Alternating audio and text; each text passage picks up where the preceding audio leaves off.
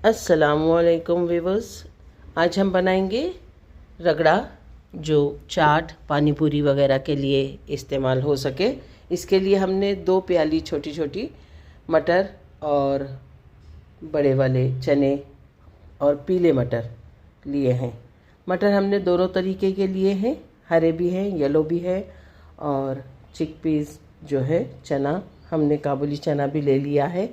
आप चाहे तो इसमें से सिर्फ पीले मटर भी ले सकते हैं और पीले मटर के साथ काबुली चना ले सकते हैं, लेकिन अगर चाहें तो तीनों चीज़ें भी हम भिगो सकते हैं। इसमें हम ओवरनाइट भिगाने के बाद इसे उबालने के लिए रखने वाले हैं, इसलिए कुकर में डाल दिया है।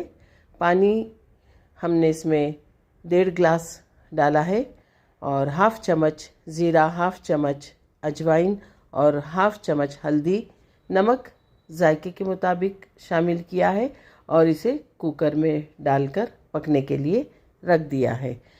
याद रहे कि इसकी 4 जो सीटी होगी, उसके बाद तेज़ आंच पर 4 सीटी के बाद 3 सीटी इसकी धीमी आंच पर लेना है ताकि ये खूब अच्छी तरह से गल जाए। अगर आप इसमें आलू डालना चाहते हैं तो 4 सीटी होने के बाद इसे निकाल कर इसमें 2 आलू शामिल कर सकते हैं, लेकिन हमने इसमें आलू शामिल नहीं किया है।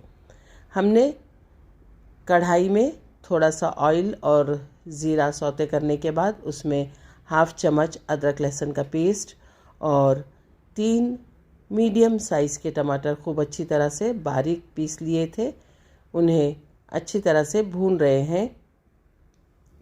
कढ़ाई आप ऐसी ले जिसमें हम अगर करछा या स्मैशर चलाएं तो बर्तन को नुकसान न पहुंचे, तो इसे पुरानी कढ़ाई में ही हमने पकाने की कोशिश की है।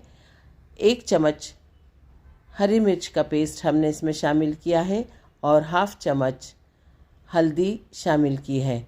अब इस भुने हुए मसाले में हम हमारा गला हुआ पूरा रगड़ा जो हमने कुकर में गलने के लिए रखा था शामिल करेंगे, और उस वक्त आपने इसका नमक टेस्ट कर लेना है और मिर्च आप इसके सर्व करते टाइम ऐड कर सकते हैं, अभी डालने की ज़रूरत नहीं है। 1 ही चम्मच हमने जो हरी मिर्च शामिल की थी वैसे ही रहेगी ये।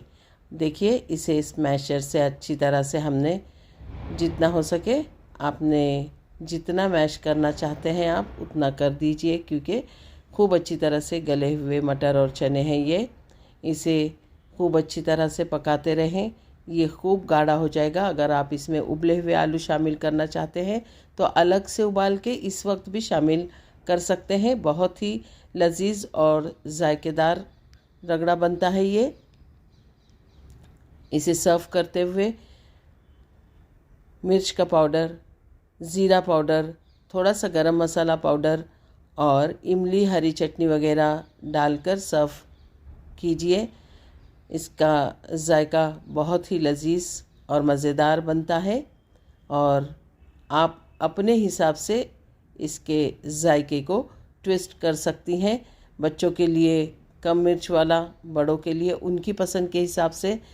हाँ, इसमें खट्टी इमली का जो पेस्ट हम बनाते हैं, इमली की चटनी खट्टी मीठी जो गुड़ के साथ बनती है, वो भी डालकर शामिल कर सकते हैं। ये रगड़ा पैटिस और पानी पूरी वगैरह में बेहतरीन लगती है। अल्लाह ताला आपके दस्तरखान पर बहुत सारी बरकतें और नेमतें अता फरमाएं। लाइक शेयर करें और दुआओं में याद रखें।